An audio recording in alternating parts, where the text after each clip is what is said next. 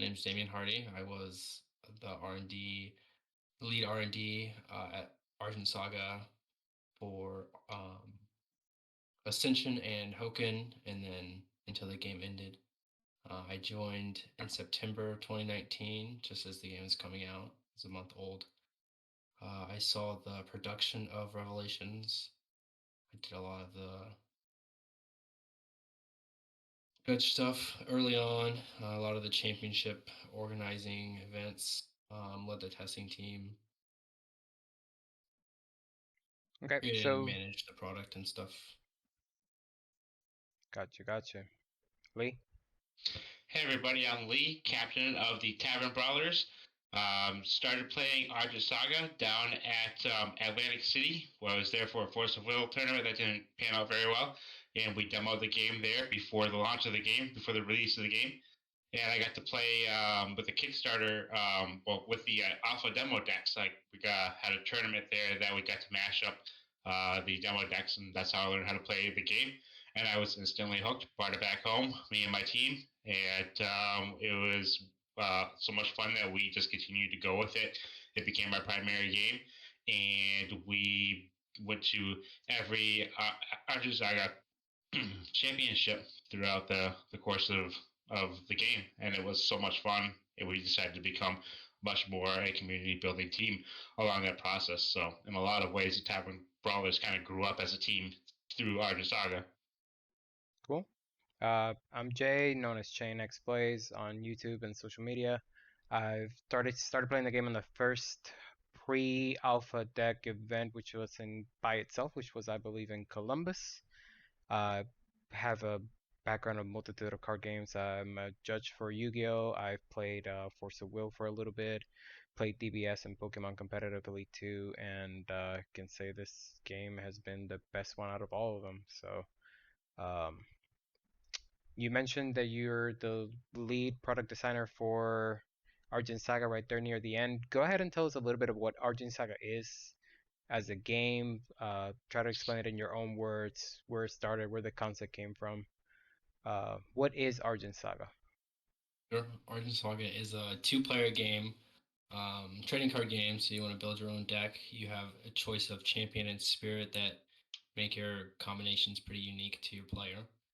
You also have 5 towers and a shard deck, so it takes the resources out of the deck like Pokemon and Magic, and gives them their own deck. So that gives you even more customization.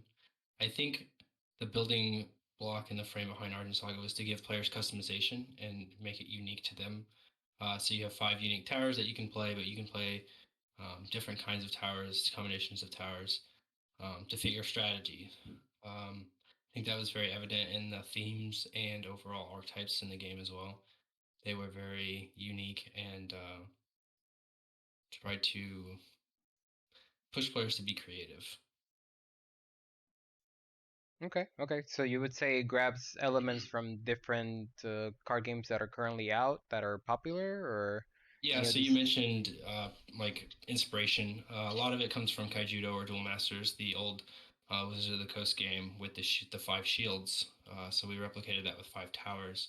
And instead of having cards from the top of your deck, like a life system of DBS or Duel Masters, we used towers. You have the shard element from Force of Will, where you have a separate shard deck than your main deck. And then it plays a lot like the classic card games of Yu-Gi-Oh! Or Magic, where you have that combat-based creature unit style spell slinging, back and forth action. Okay. And Lee, you said you came in after playing Force of Will and demoing the game, and this one became your main game. What do you say this game had over Force of Will in terms of gameplay, or something that really caught you on and made you make the jump to Argent Saga? So I did actually come from Magic first before Force of Will, and then I had a very short time in Force of Will before jumping into Argent Saga. But what it had more or better than Force of Will did was at that time for me the type of interaction. The cards were a little bit more cleaner and more basic in terms of abilities and mechanics. It was a lot easier to get into the game for me because I was able to pick up the game and immediately start playing with my background of Magic and background of Force of Will, I was immediately able to understand how to play this game uh, because of my experiences with those two games. So it was a lot of fun to be able to jump right into. I like the fresh combat system from Force of Will coming from Magic. The combat system was so uniquely different than Magic was, and an aspect of that carried over into Argent Saga as well. So that was really fun to follow. And again, it was slightly different. It was, of course, it's just different games, so you expect it to be different. But whenever you start a new game, you always look for the similarities to the things you know first. And it was a little bit of a tweak just to try to learn how to combat in Argent Saga. Yeah, yeah, I agree with what you said. I played Magic for a little bit too, and one of the main complaints most Magic players has is like, oh, I got mana flooded, I got mana drawed, resources in deck building and stuff like that, always causing issues. Uh, I know Force of Will was one of the first games that took that resource out, and definitely was appealing to me too when I started playing Force of Will way back. We're talking Alice Cluster, very beginning, or Grim Cluster, whatever it was called. And it was definitely refreshing to see it being brought into a game like Argent Saga that also implemented some things that I saw in some deck building numbers and ratios from Yu-Gi-Oh, which is also a very popular game. So definitely really interesting to see basically the best things from those games be meshed into a new game and a fresh game, and see them work so well together for sure. The champions and spirits were definitely so uniquely different as well. In Magic, you're used to seeing a commander. In Force of Will, you have a ruler. But in Argent Saga, you have both a champion and a spirit. So it's like you have two champions or two heroes or two rulers on the field at the same time. And they both have uniquely different abilities. And to be able to mix and match those two abilities and get locked into a certain affinity for your hero was a very fun aspect of Argent Saga too. That kind of like really helped hook that deck building aspect for me. Gotcha, gotcha. Well, so Argent Saga launched initially, you said August 2019, and it ended, I believe it was April 2021. Is that correct, Damien? So it launched Gen Con August 1st, 2019, and closed down January 30th, 2021. January 2021. What was the original launch like? I know you said you came in a little bit after that, but talk us through some of that original launch and what it was like behind the scenes. Yeah, the original launch was it was pretty cool to be a part of. It was busy. I'll say it's busy. And I think the biggest takeaway was that we were just a young company. Everybody was young on the production side of trading card games. Everybody had a pretty steep background in trading card games, whether that be events or as a player or as a community manager. But it was all of our first times like producing a card game. So it was busy and it was fun to learn all the different things. But looking back, the learning process definitely hindered the production process because as we were learning, obviously we were making mistakes. Um, and I would say that we were still learning all the way up until the game ceased. So Okay. it was always fun. Yeah. Mhm. What were some of those obstacles that you could basically single out for us and mention that you think really showed up and were unexpected during that initial launch? I think the foiling in Betrayal 1.0 is the obvious one that everybody really knows about. And that mistake is easily corrected by, getting proofs ahead of time, getting a few samples before the production, is ready to go. And then just stuff like the expansion packs where we chose poor cards as champions or towers in the expansion packs. The way that we did the foiling with the 12 packs, one being a foil. So once you know where the foil's at, the other 11 aren't. Um, little stuff like that. I think we could have been a little bit better with the LGS packs and the loot boxes with contents. Um, and I don't think we, did a terrible job, but there were definitely rooms for improvement all around. Okay. You mentioned issues with foiling on set one. What Mhm. kind of issues specifically? I know we have some examples that we want to show, but what specifically happened? Like, what was expectation? What was the product that we in the company expected to get, and what did we end up getting at the end? Sure, I wasn't a part of 1.0 at release, but I was, a part of Argent Saga at the time, and I remember the cases were coming off the truck, and everybody was excited. It was the first time that people had, real Argent Saga cards in their hand that weren't the alpha demo decks that had the weird coding as well, sketch art, weird coding, all that kind of stuff. So it was the first time that anybody was really seeing Argent Saga stuff. So it was really exciting. But to see the cards come out of the pack, the foiling on 1.0, it covers the entire card. There's no masking or layering with the foiling. So it covers the text, it covers important aspects of the artwork, and we didn't even find out the artwork thing until a bit later in set three when we really put time into our foiling process. So you can see at set two, it covers the entire piece of the art, whereas in set three, you can see characters and swords and stuff cut out of the artwork. So that was all a learning process. The first time it came off the truck, and we were like, "Oh well, we should have got this proofed," and then all the way down to the little details that make your foil really pop. At what point? Here's an example. I'm gonna show the camera.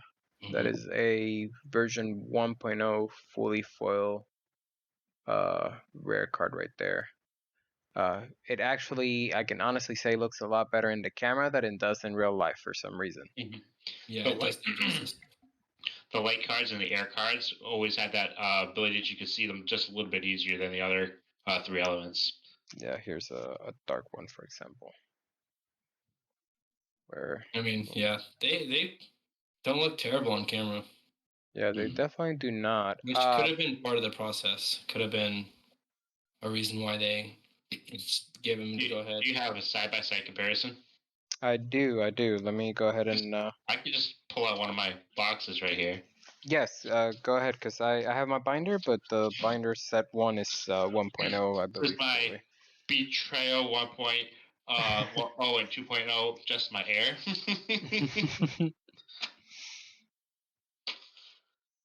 So let me pull out a couple of Sophias for you. Oh, that's a perfect example. Let me ask you this while he pulls them out and shows the camera right there so they can see the difference. If I can get some better When you light guys for opened you. those packs originally and you saw how honestly atrocious the first wave foiling was when it comes to readability for some of these cards, especially in a brand new game, was there no discussion at all just holding that product, maybe taking it back, not releasing it as is and just holding off a little bit versus releasing a product that may hinder the image of the game going forward off the rip? Like, was that even a discussion? I have no idea about that. But I would imagine because the boxes were getting off the truck and then going immediately to Indianapolis for Gen Con. Gotcha. I just don't think there was time to put a pause on anything. I think It's a launching perfect at Gen example. Con was launching at Gen Con was a pretty big deal. Gotcha. And then after obviously a lot of backlash after people started opening their boxes after demoing the decks, which obviously didn't have these issues, there was only one full card in each deck. Were you there already when the decision for a version 2 was made for the first set? No, that was just before I got there. So the first thing that I did when I got there was look over set 2 spoilers to make sure we had all the cards and everything, and then also submit Conviction expansion pack 3 to the printers. So those were the first two things I did. Anything before that was pre-me. So they had already decided to do 2.0. I think 2.0 was even in the building by the time I got there. Gotcha. I'm actually gonna pull out some cards from 2.0 and 3.0 so that we could see how it's progressed foiling wise for this card. I'm gonna pull some of the secret rares and argent rares so that the people can see what we're talking about. Are you satisfied with this example I've shown already? For Sophia, absolutely. Thank you Yeah, very I much. put those guys back in the box with their friends, other Sophias. You're 40-something, Sophias. Yeah, let's talk about my Konos, my 110 Konos. That's crazy, man. I'm gonna try to find one of my favorite cards from set 3 for sure, which I believe is one of the better designs ones, period. Which is the Blaze Walker. Here it is. Okay, so this is what an Argent Rare looked like in set 2. So you can see same foiling structure from set 1, just there you go. It's definitely looking a little bit better with text actually being clear and the card being readable. So definitely a big step up in set 2. But I believe the game definitely got to like actually found its stride and managed to perfect what they were doing with the release of set 3, which is right here. It's definitely what I think one of the better looking cards that this game has ever released. Oh yeah.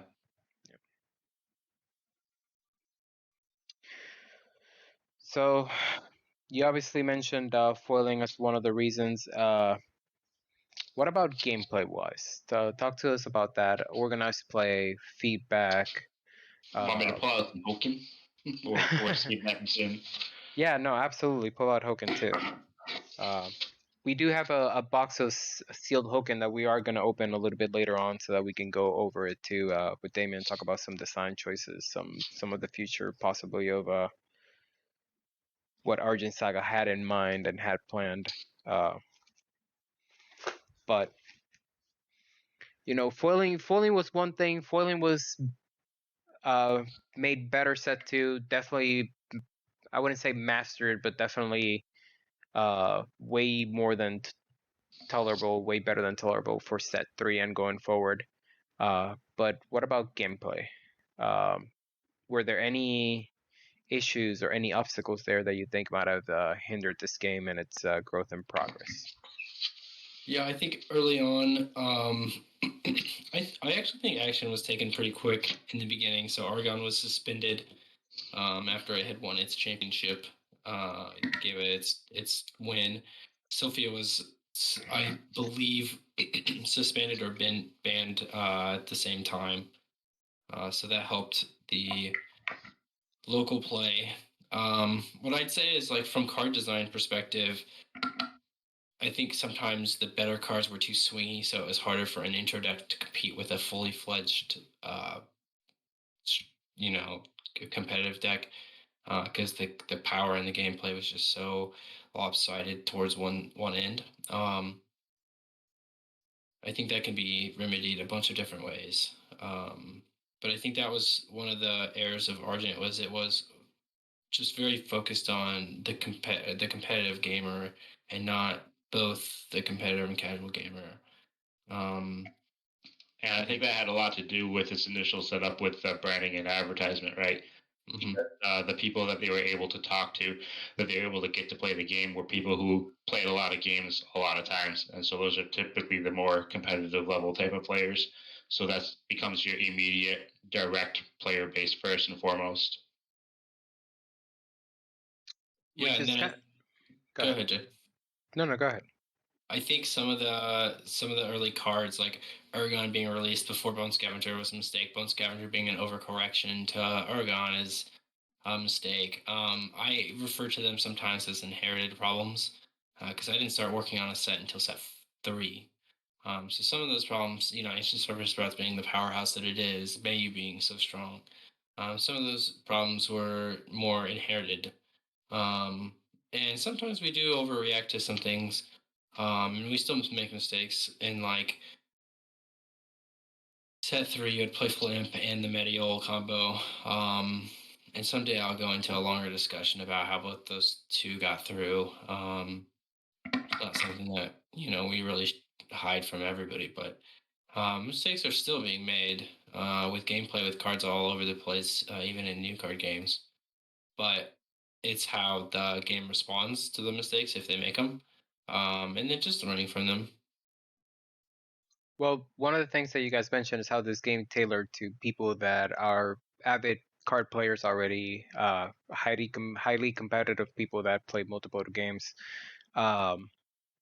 Did you guys not think that was an issue just in the way of approach? I mean, when we talk about card games and we talk about having something that's self-sustainable, you need grassroots player base that will actually go out, purchase product, not just depend on a secondary market and So be that's the problem with the competitive players, is that the competitive players, they get only just what they need. Once they have it, they don't need anything else. So all extra product is just gonna go from them to support the rest of the market. And if there's nobody else, no casual player base to absorb that product, then it's just gonna flood the market instead. And that's what happened through sets 1 through 2. They used a lot of product in order to be able to use this price support for the championships. And so the people who were topping these events, top 32, getting boxes, were then taking these boxes and either shredding the packs and then having a bunch of cards and then flood the market with it, or just were selling boxes for very, very cheap just to help comp the trip. And so when you have a focus that's only competitive level players, you're going to have a lot of unbalances in the community and in the market and in the secondary market. And we saw a lot of that actually happening pretty severely. You need to have a very robust casual player base in any card game. You can't just have the competitive level player. You got to think of it as like a pyramid, right? So you have like your pro players are going to be the very tippity top, the elite, the 1 or 2 percenters of the game who are going to be top aiding every major event all the time, constantly. And then you have your competitive players, people who travel to events and stuff like that on a regular basis, and can top and can get up there, but aren't as consistently up there. Maybe they're balancing their gameplay with like real life responsibilities and other things going on. And then you have like your casual player base that will go to your LGSs and might make the occasional trip to a championship if it's somewhere close by, or a regional, or they'll go to those type of events, that level of caliber of events. That should be a much broader, much denser population of the card game. And then you have your tabletop players, like people who play at home with their friends, and that might not be more than the amount of people that go to LGSs to play, but they should be represented in the game as well, and have something to be able to enjoy in the game. Not only that, one of the very first things that the game did that I remember was something fairly controversial. When the game launched, one of the things I said that the game was not going to be carried by major retailers.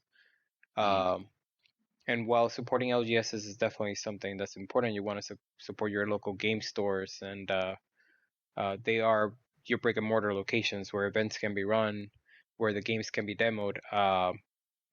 Something that's very important for a game, especially coming out, and one that doesn't have a prior IP, would be availability. This game, one major feedback that everyone's always given on this game from the very beginning was that it was really fun. Fun game, really competitive, really easy to pick up, hard to master. It's the kind of game that people want to get into. But for that, we need people to actually pick up the game and be able to play it. I really believe that by limiting the availability of product to only stores that supported it from the very beginning really hampered player growth, especially since you had full areas in some states even completely that had no availability for product and no player base whatsoever to be able to support or even introduce it, because nobody could go to their local store and just pick up the product, because the store is not going to pick it up if the players are not picking it up, and there's players that have never even heard about the game.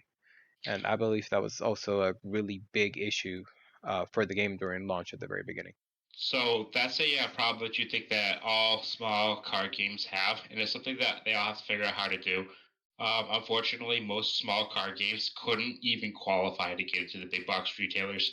They have so much work to do up front in order to qualify for that. There's a lot of investment. There's a lot of money. They have to show money already coming in and prove that this product can sell before any box retailer will even think about talking to them. So, like, if you take a look at Betazoo, for example, that's one of the more recent games that did make it to the big box retailers, and that's because they intentionally did it. They intentionally inflated their market, and they intentionally inflated everything to a point where they were able to show those types of numbers, but they didn't really cater to the player base so much. They didn't really support the game as much as stuff. They created an IP and a marketing brand, and that's what they focused on. They didn't focus on the game itself. During those times, the product might have been available in the store to purchase, but the game itself wasn't worth actually playing. You only had people who were investing in the game, in the FOMO, trying to get product, to be able to have product and flip and do all that kind of stuff with it, where there were very few people genuinely playing the game in comparison to the number of people who were buying the game. And so, what you got to do with a small gaming company is make sure that you have an established player base first, and you don't do that by ignoring the game. You got to make sure you have a good game first. You got to have the players, and then the players go to the LGSs, and then the LGSs will support based on the demand from their player base, because an LGS can't support a game that doesn't exist, and if an LGS can't support a game that doesn't have the community support, then why would a big box retailer carry it anyways?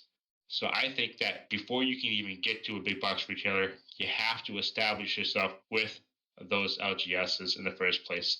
So you can't really skip the LGS step. And LGSs out there are having a really hard time with games like Magic with Hasbro, kind of like shrinking the margins, making it a lot more difficult for stores to be able to do a whole lot with Magic anymore. There's a lot of LGSs out there that are just scraping by, and they need that help. So a focus on supporting the LGS by saying, hey, listen, we're going to give you these special promotional items, these organized play kits, these things that'll just be able to help you establish and build your community. That helps the whole system all around. And a big box retailer can't do that. Gotcha. No, definitely didn't want to make it sound like supporting LGSs was a bad idea. More so, Right. At the very beginning, even online sales were basically not even available for the game, which was a very interesting decision because I believe even Metasu offers some kind of direct-to-consumer product or products being able to be picked up for them. So one of the big differences is the level of marketing that was applied to the games. They came out with Argent Saga right off the bat. We were told that marketing was not a priority at all. They did not care about marketing. They were very happy to keep it as small as possible. Whereas Metazu had the exact opposite mindset. We want to go as absolutely big as possible. And so that's why the difference in how they approach their marketing platforms were. Okay. Damien, what was the actual discussion in-house when it came to marketing? Because it's clear, you look at it, literally any business that's staying afloat, that's actually making a profit and having growth. Marketing is it's a really big aspect of it. Was it really not even discussed? Was there no priority? Was there a specific reason why marketing wasn't addressed? Sorry, I was muted. That is actually one thing in Argent Saga that I wasn't really involved in. I would create social media posts, but as far as marketing goes, that just wasn't something that I was involved in. If I can expand on try to answer some of the questions from the answers that we received as a community about that question. Sure. When we started off, we were told that they wanted to keep it a small game. They didn't really have any intentions to get bigger, and that this was a passion project and not intended to be able to explode or compete with another big game. This was just another like side piece game for the community to enjoy occasionally. This was never supposed to be a big thing in people's TCG experiences, and they were not prepared for the amount of like love that this game got from the community.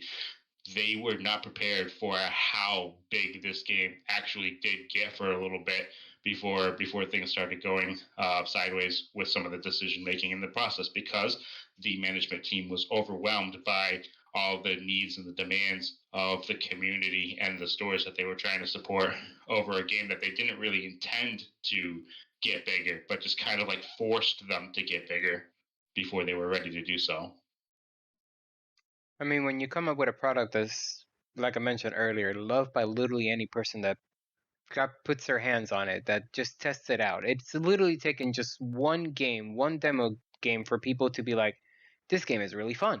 When it comes to time for play, when it comes to mechanics, when it comes to even characters, and even some of the lore, it's something that's really appearing and that's really really appealing and very eye-catching for people, especially the champions and spirits being such a dynamic mechanic, where they can have their own effects and interact with the game set at any point in time. Which is another one of the major benefits that this game has, is how dynamic it is, and how the complete opposite of, for example, a game like Pokemon, where you're just playing your game and there's no kind of player interaction. This game it thrives in it. It's player interactions what guides this game. You could be completely zero resources and still have ways of answering and respond to opponents' cards and effects, which is really interesting. Go ahead. Yeah, no, agreed. It is absolutely the interaction that kept me in the game after experiencing it. The ability to feel like I could take a hit on, I could take a punch, and then I could still feel like I'm in the game. I could feel like I'm not just being blown out of the game. That I actually still had a fighting chance, no matter where I was in the game. Even if I didn't at the time, right? Yeah. Even if my opponents had me completely on the ropes and ready to annihilate me, I always felt like there was an opportunity for me to be able to do something, to be able to figure out a way to get around what they're trying to do. And that was really exciting, just to be able to always be in the game, no matter where you were along the game. Yeah, that's Towers specifically is a great example of it. Yes. Unlike other games where it's a snowball effect as you're taking advantage and as you're gaining momentum throughout the game, like with prices and stuff like that. This game is the complete opposite. This game you could be completely dominating, and one false move when you try to push forward, and suddenly the whole game state flips. I think it was a genius design mechanic for the game that really creates a balance and really creates a flow to the game, where it's a lot more important to manage your resources effectively, and just brings in that extra layer to the game, as to it's not just going in as quickly as you can. Has its own stops in the game design for traditional strategies like aggro and stuff like that. Those things made this game as possible as it did, and just built up that growth that we had initially that unfortunately ended up dying out, uh, which does take us to the game and it being canceled in January, like you said, January 2021. Can you run us through what happened from your own words, from your own perspective inside the company? What led to Argent Saga closing its doors? Sure. So, Echoes of Hoken came out in October 2020. And that had been a while since March of 2020 when Ascension came out. So it had taken us a while to get that box out, but a lot of that was due to COVID. Then I'd say at the beginning, maybe the end of December of 2020, I was the only one there, working, doing everything. And we were trying to get set 5 ready for production. Wait, so let me stop you right there. You say you were the only one working. When you say you were the only one working, are you saying this like hypothetically? Are you saying this literally? Like, what do you mean you're the only person running a card game by itself? I was the only person who was only working on Argent Saga. Brad would help out when I needed it. Jim was obviously always there for advice and guidance, and made sure I stayed on top of things. And then, for the record, Jim being the creator, the owner, the original investor in the game. Okay. And then Matt and some of the graphics team people were there occasionally to help, but a lot of the graphics at the end I was doing on my own, just because it helped with time and stuff. So Brad helped with shipping a bit, and then we had some office help as well. But for all, I was doing the website maintenance, a lot of the orders, packing the boxes, designing the cards. Jeff was sending card designs in, and then I would take them and test them. I think at the end we just ran out of resources. You were a one-man everything. Yeah, I think that's one of the best things from Argent Saga is that I got to learn everything about running a game. I came in as a junior R&D member, and left with experience on, getting a set ready to print, boiler season, content judge program, running events in Vegas and Texas, um, shipping, all that kind of logistics. Went to the printers, got to experience that. That was really cool. So that was, I think, a blessing in disguise in Argent is I was working and doing everything, but I also got to learn everything. Was there any specific reason why you were the only person working on it? Was it just not a priority? Were there other projects that were going on that might have pulled some people away from it? Like, how does a company go from releasing a successful set to successful sets in a row where people and the player base and just the people enjoying the game in general really took a liking to then just there's only one person working here? Yeah, so a lot of it did have to actually just do with COVID, especially on the employee front. The office got small, we can bring everybody back, and then the candy store opened up as well. Around the same time, I'd say maybe June or July of 2020, maybe a little later. I think we were getting prepped for it. Maybe October. Not terribly important, but the important part Candy is stores being Sweets and Geeks, right? correct. Yes, Sweets and Geeks in Medina, Ohio. So the shift on the graphics team and a lot of Brad's time and Jim's focus was pulled towards Sweets and Geeks to a very successful launch and open. It was great. And then the candy store was awesome. So a lot of it had to do with COVID, not being able to bring everybody back, office getting small, testing getting a little weird with, restrictions that we can't have so many people within so many spaces, tables, and stuff. Um, so a lot of it had to do with COVID. Some of it had to do with that shift in focus to Sweets and Geeks. Yeah. Okay. Okay. Lee, did the community see this coming? Do you think this is something that was expected? Was it something rumored? Did it catch everyone off guard? I know it caught me off guard, but I'm not sure about the rest of the community at that time. The final pulling of the plug of the game. Well, we knew that something had to give at some point. We knew that the end was near or coming. I think it was by the time we were like halfway through the third set, like the entire community just knew where things were going at that point due to trajectory, how the community was behaving, how the company was behaving. It was very strongly written on the walls. We had a lot of community members leaving the game. Things really shrunk down after Revelations. And Ascensions brought some people back in. It was a very solid set. It was a lot of fun to play. It was very clean. The graphics, the images, the cards looked amazing. People were very excited to see that uptick in quality and capability from the Argent Saga team. And we were very excited to see what was going to happen next. And when Hoken released, we weren't disappointed at all. We were excited. We had dinosaurs. We had ninja penguins. We had uh, what was the other colors we had? We had a tribute to Legend of Zelda there too. Oh, we had fairies. Yeah, we had evil fairies. And a tribute to Legend of Zelda. And it was just so much fun. The sets was incredible. So people were really happy with the sets. But by that time, a lot of damage had already been done to the community.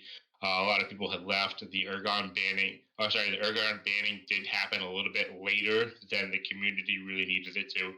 Unfortunately, as mistakes happen in these types of situations, the card was allowed to go to print, and then a lot of people were just very frustrated because they had just gone through a meta with Sophia and Mayu, just to have to deal with Ergon after that. It was very devastating to a lot of local communities.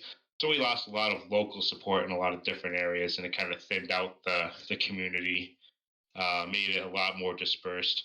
Especially since a lot of the community came from a lot of different areas to one area, and that's where the node happened, was when people congregated for the bigger events. But when you go away from that bigger event, you go back home, you go back to your LGSs, you don't have the density and numbers of people in those areas because it's a small game still, right? It's a small and a new game, so there's not a big density um, of population of players for the game. And so ultimately what happens when you don't have a local scene is you don't get to play as much, and if you're not playing a game that you want to play, you kind of step back a little bit and you invest less, you buy less, you get involved less, you travel for those events less, and it just between the different factors like that, it just really dwindled the community down until COVID hit. And COVID really just pumped the brakes on everything right across the board. And the community definitely had a very sharp downtick from that point. That's when we had a lot of surgence of our online events really kind of like start to kind of shine a little bit more. People who wanted to stay involved in the game were able to stay involved in the game online, but it was never the same as playing in person, and as it never is. And a lot of people just didn't like it. Some people couldn't agree on platforms to play on, whether they wanted to play webcam or tabletop simulators. So the community was divided in a number of different reasons and ways. And then, right as Hoka came out, the right before the end of the game, I actually noticed, because I'm a moderator in the marketplace as well. I noticed a lot of new people joining the marketplace, joining the game, joining the communities, and actually starting to like trickle back in again. And I started to see growth before the very end of the game. And that's when I was shocked that they pulled the plug. I was not expecting that particular time. I had some pretty strong feelings that something was going to happen eventually. I just never saw when it was going to happen, and so when it did finally happen, it was pretty devastating. Yeah, devastating is definitely the word for it. I agree. Even now, it's going to be about 2 years since the game was canceled, and you can even see from what's considered a quote-unquote dead game, the growth of just a player base and just grassroots movement of new players coming into the Discord and trying out the game. And like I said, the gameplay mechanic, like the core game, was never the issue for this game. It seems it was a perfect storm of sorts that caused the game's demise. If I can add on a little bit about the post community, the post announcement. So once the announcement was made, obviously more people left the game, more people sold their collections or whatever and got out. But you also had a lot of people say, "Hey, listen, there's a dead game now. I want to pick up the dead game." There's a lot of dead game collectors out there that wait for dead games, and so there was a short time where the market actually kind of boomed a little bit more, while collectors are trying to like finish their sets before everything disappeared, and where dead card game people were like, "Hey, listen, I love to play dead card games because they're cheaper and more accessible, and I can be able to take it home to my family and be able to play with my kids, and it not cost me an arm and a leg." And I saw a lot of that in the marketplace. I talked to a lot of people who were involved with that. I also saw some community pods pick up the game for the first time, be like, "Hey, this game's amazing. I want to play this game. I need some stuff. I need some sets. Send me some play sets. Send me some master sets of this. Send me whatever you can send me." And we were actually able to start up a couple of different pods. There was a pod up in Vancouver, Canada, actually just very recently that had started to boom. They got up to like 8 to 10 people playing up there at like post game, like late post game, like a year after post. It's been pretty incredible to see and hear. I still talk to so many people from the Argent Saga community. People are saying, "Oh, we still play at my LGS. Oh, we still do this or that. Oh, I still play with my family. I still do this. I still play the game," because they love the game so much and it's such a good game. Yeah, definitely. Now, Damien, you said you were doing everything and you were working on set 5 and everything. How far along was all that process? Like, what did we not get to see? What can you share with us and the community here that's really interested in this game? What can you tell us about what the future could have been, would have been, could possibly be for Argent Saga? So I won't go into too many specifics on like characters, especially. Mostly because Jim and Brad still have the rights to those characters and cards if they want to publish the game somehow or sell it. If they sell the game to somebody who's not me, they could use that as F5 as well. But I was happy with the themes. I think the archetypes were really fun. I wasn't thrilled with the time spent on testing. The cards weren't, I think, polished and finished just yet. But we were talking with printers about production. There were some cool things we were introducing in the next set. So I think there's always room for Argent Saga to grow. I think there's a lot of things that you can do with the game. I think the game has great promise. Mechanically wise, it has a really good structure to it with the units and trading, and the way that combat works. Not being able to attack, active units versus having the target attacker brawl a keyword, that kind of stuff. So I think the game is set up really well for really fun gameplay with a lot of different mechanics to take advantage of it. And I think you saw that with some of the early stuff with like offering and stuff and Blazewalkers, where it's just very unique and neat. Yeah, indeed. All right. Well, I do have a sealed box here of set 4, which was the last set. I'm gonna put it right there on the camera. There we go. We're gonna go ahead and open this here on camera so you can talk to us about some of the design choices. What was the idea? What was planned for some of these things? Maybe some interactions that never really got explored competitively from this set that we wish we could have seen flourish and player base defined for it. Yeah, let's see what's actually in here. We can discuss some of the cards. We can discuss foiling and just see what's going on. I can tell you right out of the gate what my absolutely favorite card in all of Hoken is. Is it a penguin? It is not, which is surprising. That is very surprising indeed. What is it? It's the Shardwork Dragon. The Shardwork Yeah, Dragon. that card, cool. Yep. All right, so Yep, go ahead with the box topper. Yep, so we have something called a box stopper. This is Zane, I believe. There you go. How many of these were there, Damien? So there were 5 unique box topper champions: Zane, Nefaria, Hanzo, Hadir, and Reyna. And they're They all were all champions, right? Yeah, they were all champions from the Echoes of Hoken set. Hoken was a brand new continent in the land of Argos. It was different than Purim, the current continent that we were on in the first recess. So it was introducing new archetypes and different kinds of creatures that the game had never seen before. It did absolutely, truly feel different from the first 3 sets. And I think that helped revive a lot of people's interest in it too. It was so much fun. By the way, before I even go through this first pack that I just opened, if we actually pull a serial card, and Damon, you can go into what serial cards are and everything from this box, I'm gonna go ahead and give that away to someone that watches this video, likes the video. We're just gonna submit a form for everyone. So if there's any kind of updates for the game, you guys can stay in touch and join the community here on Discord. And apparently I'm getting a call, and I'm gonna decline that. So let's just go through this real quick. Let's see what we get from the first one. Shane, there's a little bit more glare on there. Gotcha. If you can bring that up a little bit. There we go. Well, apparently I can't even have a moment of peace in my own home. Ooh, there's a fantastic card. Yeah, there is definitely a really nice card. This is... Let's see if it actually decides to... Pangobi Jonin. Mochisuki. Yes, it's a ninja penguin. Is it samurais or is it ninjas, Damon? What is it? It's ninjas. Yeah, I'm pretty sure they're ninjas. Don't make me break up my ninja deck. They got a few samurai-esque things going on, right? Yeah, they definitely have the imagery of samurai, but they're ninja subtype. Yeah, there's another nice little penguin ninja card right there.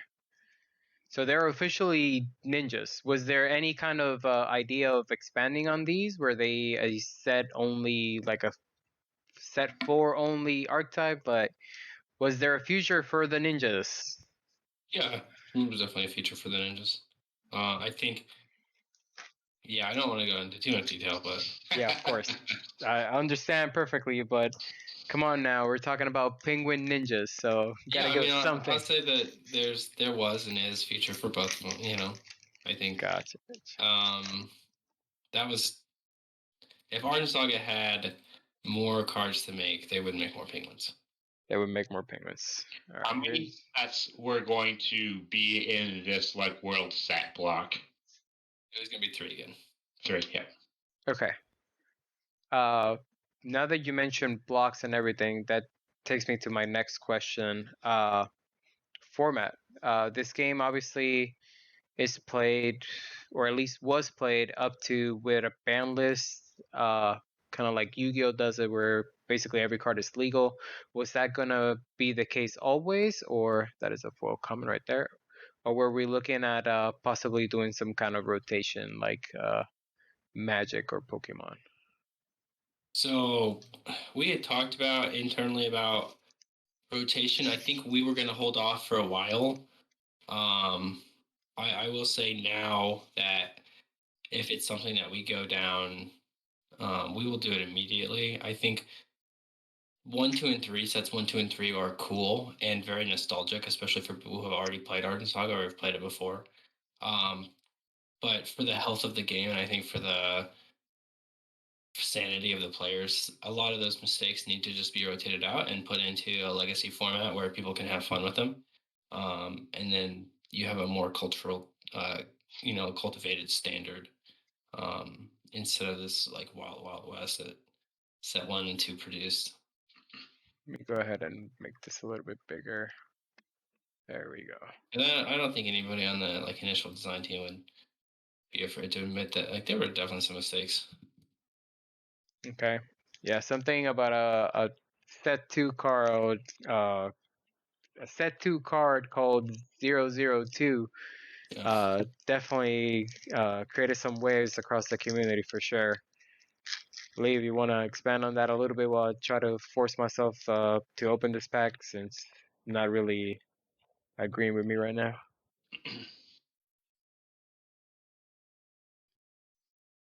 Lee? Oh, me? Yeah. Oh, I thought you were asking Damien. My apologies. You're good. Yeah, so Mutation 002 Repro Bloom is a 2-cost unit in the Argent color, so colorless. And basically, anytime that it was targeted, you could create a token on the field. I think it was a 1K token, right? And Okay. or was it 2? Was it 1 or 2 tokens? Believe it's 2. 2. So every time it's targeted, you can create 2 tokens, which really made it very difficult for your opponents to be able to deal with your board state. And whenever you have something that generates more than itself in response to being targeted, then you can have the potential for some pretty dangerous loops in the game. No matter what game it is that you're talking about, there's always opportunities to break something like that. And a lot of people found a lot of very creative ways to take advantage of the mutation tokens being created, including double targeting, because it was whenever it was targeted, the thing targeting it didn't have to resolve before those tokens were made. So you had a lot of opportunities for some crazy interactions. I think that was a very interesting design choice for the game, how you could target something for 0 and do 0. Damien, was there any discussion on possibly changing that mechanic specifically, where you could, for example, use a champion like Rain, not even discard something just to trigger a target for an effect that wouldn't resolve for anything? Oh, sorry, I'm getting tired. We did actually talk internally about, especially the rain one. Ultimately, we had come to the conclusion that we didn't want to change Repro Bloom because he wasn't a design mistake, such as something like Territorial Tops, where we forgot a word or two, and it wasn't playing as intended. Um, the creators of Repro Bloom intended that card to, bake 2 tokens every time it was targeted. So we didn't want to change the intent of the card with like an errata or anything. And I think we could have been a little more proactive in, tampering flames with that card. Um, our thing with the ban list and why we didn't act on Repro Bloom, especially on the ban list, is because if you ban Repro Bloom, then we were afraid that, the finishing ray chronostasis cards would get out of hand, where Shards of Winter, even Mayu Tidal Rush combo, where like aggro just couldn't do anything. So we would have to go ban a bunch of control cards, and then you have like this kind of teeter-totter of like, well, what cards have you not banned recently, and that's the best deck. So it's just it was a tricky situation. I don't think we had the manpower to do it all. Gotcha.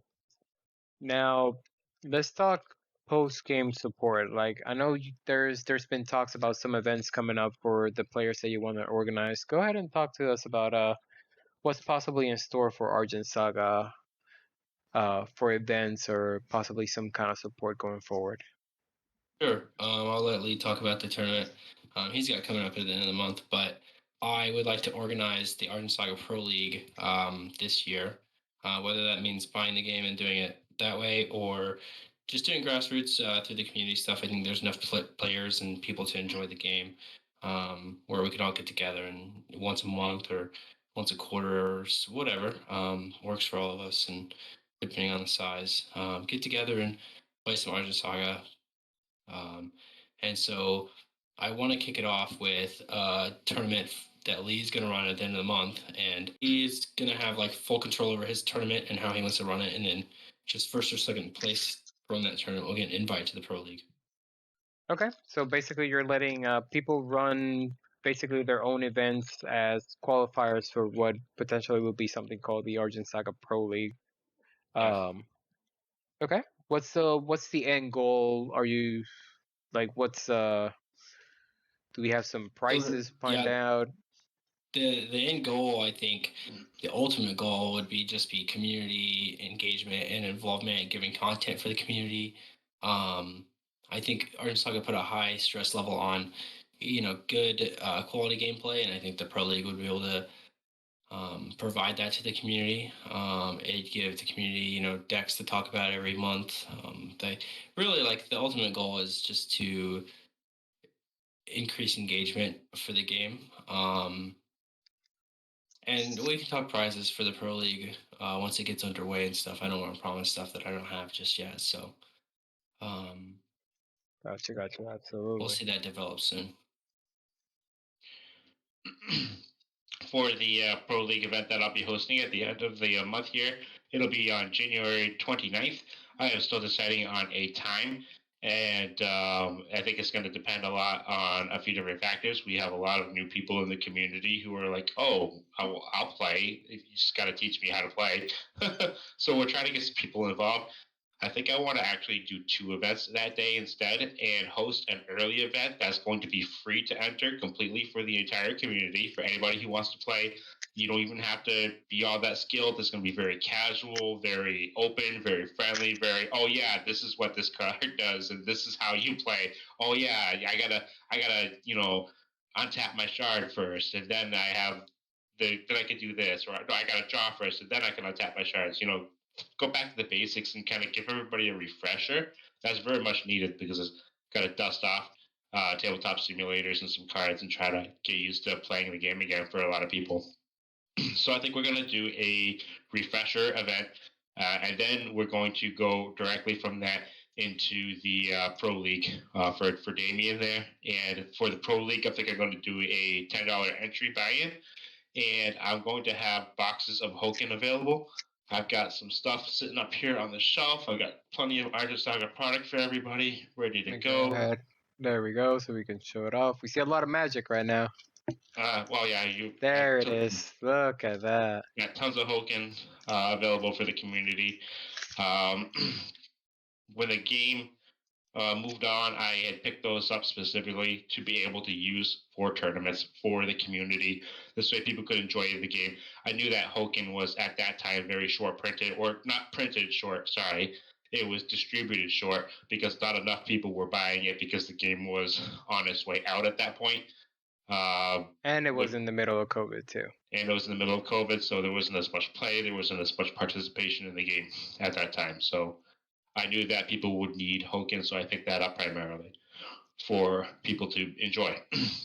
So I have that, as long as a bunch of other random stuff, depending on how many people participate. I'll make sure that the prize support for it is very robust and very generous to be able to get people back into the game and have some fun. But I gotta finalize the times for that though. The refresher event, we'll probably want to conclude that before starting the Pro League, but we'll probably just run one back to back. But we are looking at for sure something January 29th. That's a Sunday, last Sunday of the month. Yep. Awesome. And I will be organizing that on challenge.com. So if you need to make sure that you have your challenge accounts set up, please do that. Go to challenge.com. We can provide a link in the description as well. Challenge.com. Perfect. I don't even have a challenge.com account. I'm going to have to set one for myself up. Yep. Okay. And the event will be run on Tabletop Simulator? On Tabletop Simulator, yep. Both events will be. Perfect. Awesome. Eventually, supposing that Damien gets the company and we are able to proceed as we desire to, and we're able to get Set 5 into production and in people's hands again, eventually we will move to webcam tournaments. That would be the goal, because nothing beats actual cards in your hands. Especially these cards, they're so thick. Yeah, the stock on these cards is something different, Damien. Like, was this originally intentional, or? Yeah, that was I believe it was even community voted card stock, so it was something everybody agreed on. Yep. Yes, definitely a way thicker card. Right. These are magic sized, or what they call standard sized cards. They're not small sized like Yu-Gi-Oh, but they are very thick. I can tell you, after having spent 2.5 years playing Argent Saga, I go and I touch any other card from any other card game, and I'm afraid I'm gonna break it. That's fair. I honestly feel the same way. Here I am being very delicate with these packs, because we obviously don't want to damage anything for anyone for what they win, but you definitely don't need to be that careful with these when you're opening them, because they will stand up to a lot of beating that you can give a card. Well, so because there's some downsides to the thickness of this card stock as well. Because it's so thick, the sides, the edges, they're easier to ding. I feel like you can see a lot of like the visible dinging a lot easier. Like you'll see the paper nick along the side a lot more commonly. You'll see that quality of the printers kind of still needs to be worked on a little bit for the next sets that come out later. And you also see that the Argent rares in this set, in this game, if you put them into a stack, you can tell the difference between the thickness of the card in the stack. You can always pick out your Argent rare by looking at the side profile of the card stock. Okay, this is, ironically, we just pulled an Argent rare when you were mentioning it. So you're saying that if I put this on this stack of commons, and we will be able to pull it out. Let's take that to the test right now, because that is something that would be completely unacceptable on basically any other card game. To the side of the card, you should be able to see a slight thickness, almost like an extra white line. And that's the extra white line. Let's see if that's true. I do see. Trying to see if I'm not crazy. So it may be. Yeah. Yeah, you can tell a little bit. Can you notice that with a sleeve? No. No. Only when they're by themselves. Very important. Yeah. So definitely make sure you sleeve your cards up. They are very thick, but always sleeve your cards up. Don't accidentally cheat nobody. And I can tell you that one of the early things about these cards is that the community was like, "Oh, look at this! The foils are so amazing, and the cards are so thick that the cards don't curl." That is true. That is true. We don't get any warping on this game. So that's not true. They do warp? They do warp. They absolutely still do warp. Sometimes it takes a little bit more time for some of them. Still depending on the different moistures in the atmosphere, There's a lot of factors that go into that, but just because they're thicker doesn't mean that they don't warp. I can guarantee that they do. Well, guess maybe I take care of my cards just a little bit better. I've never had any card from this game warp. Yeah. Hoken Adventure. Now, one of the things this game did the first time was basically people's likeness on a card. Do we have some of those here in set 4? Are there some cards here that have people likeness in them? I believe previous champions from the event and some notable community people made their way into cards, right? Yeah, I don't think there are any former winners in Hoken, but there is Hoken Tinkerers, Alex and Alex. Those are 2 real people. And Hoken Market has the Game Capital logo on it. Which is a previous location that supported the game, correct? Mhm. Oh, what is this? It's a non-foil sharp point. Non-foil, rough. I thought they only came in foil on this set, honestly. I haven't seen a normal sharp point in a long time. Set 4 is the only set you can get foil sharp points in. Gotcha. They So started what? printing them in the common spots, and so every time that you have a sheet for foils for that common, you could have a foil points in there. Interesting. So it's literally just based on the number of foil to non-foil commons. Gotcha. So about as rare as any other foil common in a set. Yeah, the short print. As rare as the short print foil commons. Gotcha. So what were sharp points? What I know it says clearly that they expired September 1st, 2021, says it right there at the very corner. What was sharp points? What were they used for? What was the idea behind those? You could trade them in at events or mail them into the company and exchange them for Argent Saga prizes like pins and dice, boxes, packs, all that kinds of stuff. And I'd like to continue to do that. I think Shard Points was a really good idea, and I think it was executed fairly well. I think there's obviously still room for improvement, even in Shard Point. Keeping the Shard Wall fresh with new content is nice. Gotcha. And giving people reasons to spend their Shard Points. You could even do like Shard Point events at events where they have to pay 20 Shard Points to get in, and they get Shard Points as prizes. But I think Shard Points get a little scary, especially from a company standpoint, when people start to hoard them and you don't give them anything to spend them on, and then you release like a new product and they all dump them on the product. You just have to give them the incentive to continue to use them throughout, because they'll get more as they open more. I mean, realistically, you could just make it so that sharp points just can't be used for just standard product, where you can only use it for promotional stuff, like you said, pens, some specific promos and stuff like that, and just hold it off from just your regular boxes. Yeah, but even then, like the newest Shard Point thing that you drop will probably get bought out immediately if people aren't, spending their Shard Point things on. If you're not keeping that stuff updated, because I remember we dropped something new on the prize wall, and we just had a ton of orders for it because it was new. People, had their Shard Points, didn't have anything to spend it on. But I Almost think focused. the idea was good. Almost focused on her. We have the basically Zelda right there, named Scylla, speaker of Hildia. Yeah. Nice little tribute right there for sure. There we go. Beautiful card, by the way. A very interesting concept. Very similar to a card from a different card game called Rescue Rabbit from Yu-Gi-Oh!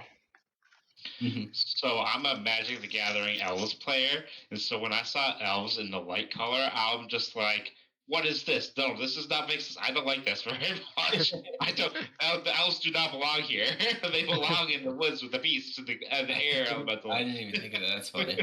That is hilarious. It's good to see how different communities definitely interact differently to cards and releases and stuff like that.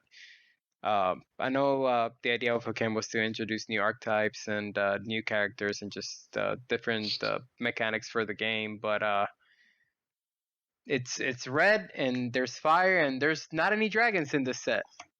Where are the dragons? That's not true. There's a dragon. I mentioned There's it a at dragon. the beginning of this box opening. What was really? Did I miss that? Is there a dragon in here? Shardwork dragon. Shardwork Dragon. It's that's not really Yes, fire it is a real dragon though. dragon. Hey, listen, the Wyvern Crystal can get it back from the graveyard as a real dragon. Yep. You can Gotcha, show him gotcha. the dominant of the dragon god. I stand corrected, guys. I stand corrected. Let's see if we can actually find one in this stack of comments right here. Oh, we talked about location. There is Hoken Market, which you said is a real game location right there with the game capital. I which got is a set of signed foil game capital cards from the owner of the game store. That's cool. That's awesome. Oh, There were a number of game stores. I guess we summoned him. There is the Shardwork Dragon right there. That is very ironic. I'm a more of a tempo / late game type of player myself, so I like to be able to like survive for a while, and then try to like be able to pick away at towers here and there. And quick, this is one of the best abilities in the entire game. Previously, we had the Silver Watcher, the Silver. Oh wait, what was your name? Silver Watchwoman. Silver Watchwoman. Silver Watchwoman. Thank you. Yeah. And she was amazing because she came in. She had 2K power as well as a few abilities that you could choose from when she entered the battlefield, and she had quickness was one of the abilities I think you could give her, right? So you could be able to play her out, crash in, poke a tower, or attack one of your opponent's units and take care of a problem like that. And it's an actual form of removal in the fact that you can use it as removal to be able to get in there real quick and like hit your opponent's tower or unit with it and deal with a problem. Absolutely. As well as a way to be able to finish games. As a tempo player, sometimes you don't build that board state that your opponent does, so it's really hard to be able to crack towers. And towards the end game for a tempo player, or typically like blue players, these quickness units really kind of shine. So a card like the Dragon and like the Ronin, the Pengobi, Jonin, Mochizuki, which we opened up earlier. Last pack, and it seems like we might have not gotten unfortunately a cereal in this set, which is very sad. We really wanted to give one of those out today, but let's go through the last pack. I'll tell you what. We'll give one out. We'll still give one out. Well, let's see what the last set gives us, just in case. You know, maybe it's one of those last pack type of things. Last pack. It is the very last pack, yes, sir. Oh, never mind. Lee, don't even worry about it. Don't even worry about it. There we go. This is number 56, Hokang Warding Amulet right there. Out of beautiful card, by the way. 500, right? That one's out of 500. Out of 500, that is correct. Talk about that, Damien. What are the serial cards? What was the inspiration behind it? Is this something that would continue if the game comes back? It's definitely eye-catching for sure. Yeah, I think the serials were beloved by the players. It came actually from sports cards. Jim used to do sports cards when he was younger, and kind of implemented that into a card game. It would totally come back if we do Argent Saga again. I think it was one of the chase cards. People loved them to get the unique number. Yeah, welcome back. Very, very interesting little piece right here. I don't know if I can get the camera to zoom in on it. I will put, as you're watching this video on YouTube, I know there's artwork showing up for the cards for each of the card. I am going to pull them up on screen since my camera doesn't really focus on them. But I see a Dex Protection logo right in the center of the Hoken Amulet. Yeah, that's another one that I forgot about. There's Game Capital and Alex, and then the Dex Protection. Dex Protection being a manufacturer of deck boxes. Believe they do sleeves and binders too. Very reputable company. They do great products, and their likeness is right here on this card as a part of Hoken Warding Amulet. Basically there forever. If the game does come back, I know you mentioned that you're in the process of trying to purchase the game. Are these type of cards and is the option of putting your likeness on a card something that may be available for the foreseeable future for the game if you do manage to pick it up?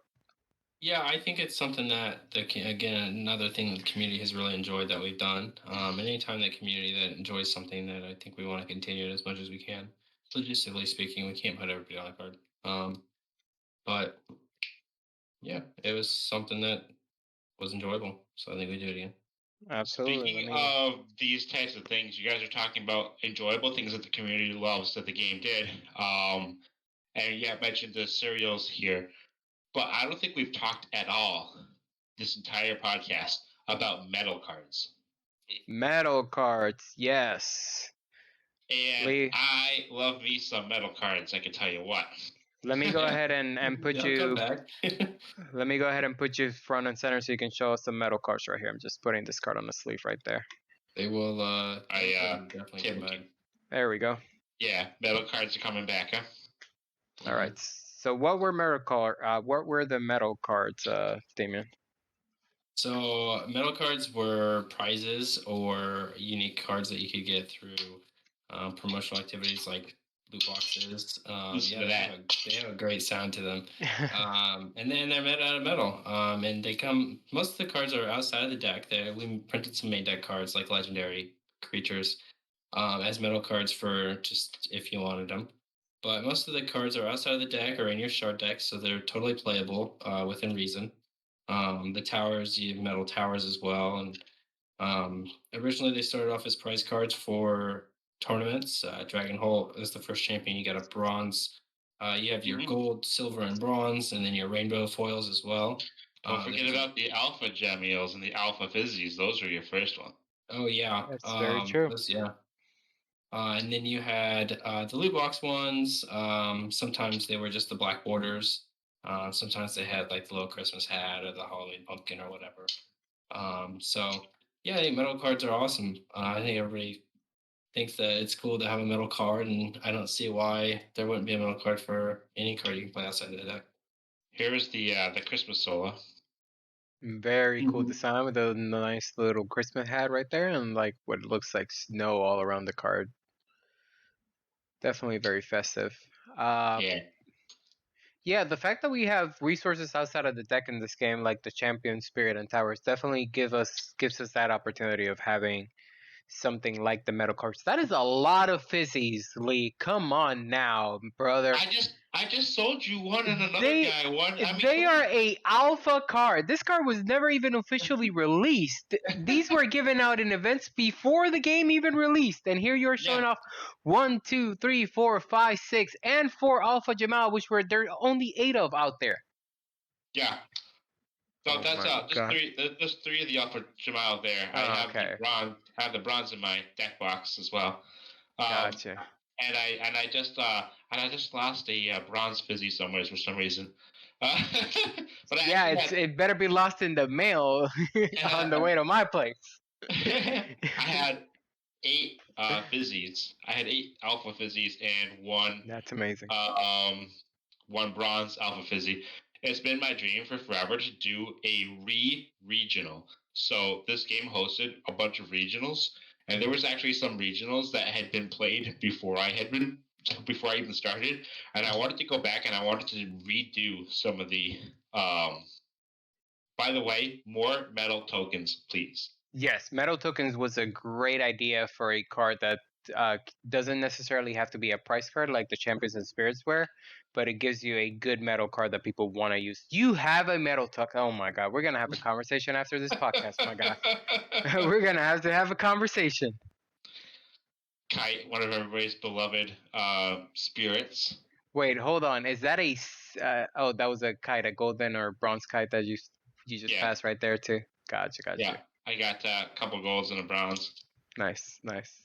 For the fizzy, I believe it was released in 2 events. The 2 very first events outside of the one with the Jamal, which was I believe, Argent Saga Championship way back in the day.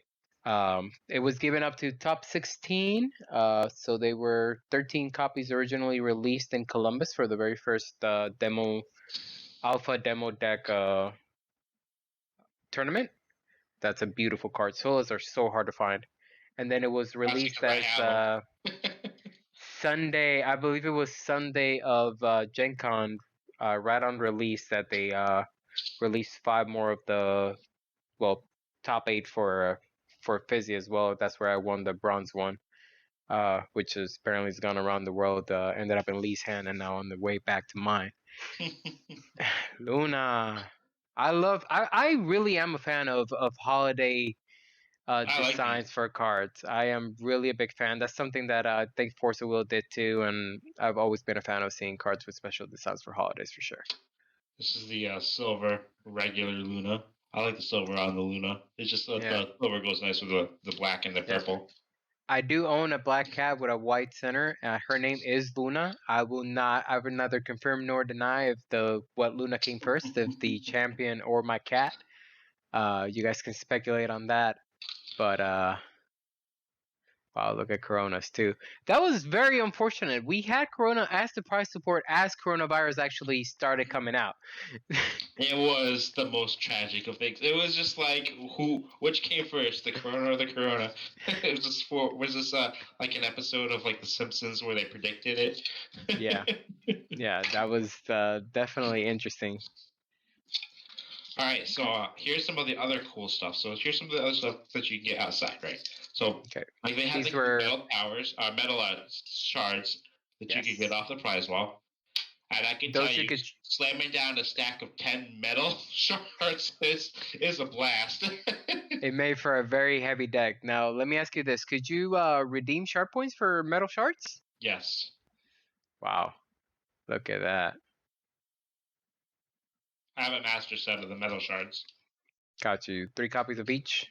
Yeah, 3 copies Nice. of each regular, 1 copy of each legendary, and then I think 10 copies of, or 10 or 6 copies of each of the Different styles. Different styles, the basic shard. Interesting. I only have the original style. I wasn't really a fan of the redesigns for Argent Saga. Metal Sophia. Now A you card can't that play this in your deck, but people like the iconic kind of stuff too. it's funny how some of these really broken cards that caused so many issues at the beginning never got a full art, but we got them as full arts in metal version. Sophia, Mayu never got a full art card set. I believe actually ended up disturbing one and never got it. Mayu has one right here.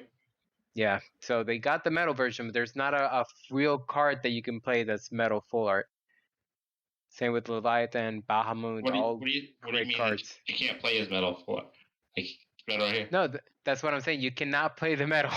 Oh, right. But there's not a real version of the card. Like there's not a card, not a metal, a card that is a full art Mayu that you could play in your deck.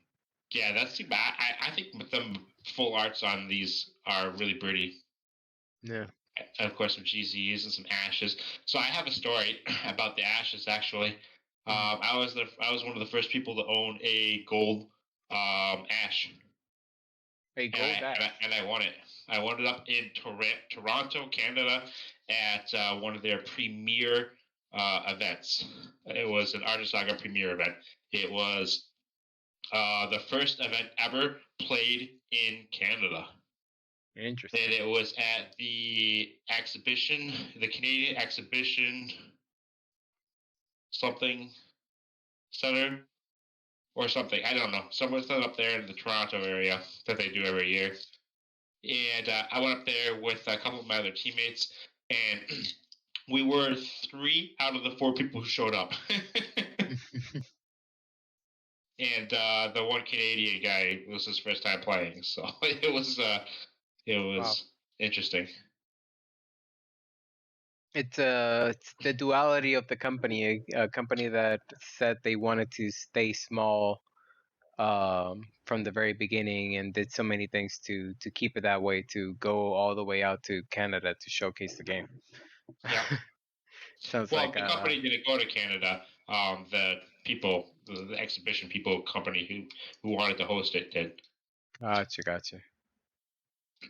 Well, nice little piece of history. I had no idea we even had an event in Canada. Yeah. Would have definitely been something worth traveling to, especially if there were only 3 other people possibly winning anything. I know. Well, we didn't know that. We didn't know idea what we were going up to. We were expecting there to be like 12 or more people, you know? Gotcha. Well, so Damien, you said you're trying to purchase the game, possibly bring it back. We definitely do wish you the best when it comes to that. Guys, remember, like we said, there's going to be an event January 29th, possibly 2 events, one in the morning, one in the afternoon. Free to play for the first one. Seems we are talking a $10 entry for the second one. Yeah. $10 entry for the second one with some real price support, some boxes of set 4, which are a little scarce out there, as unfortunately the set wasn't in circulation long enough after the game was discontinued the first time. But yeah, any closing thoughts? Any other things you want to say, Damien, to the people watching? I would just say get involved in any way you can. Why we kind of are in this holding pattern.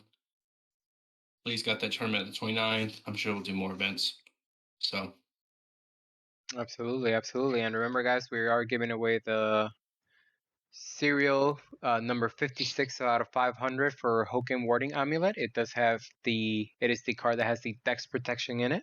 So All right, if you use what the are they product, going to enter?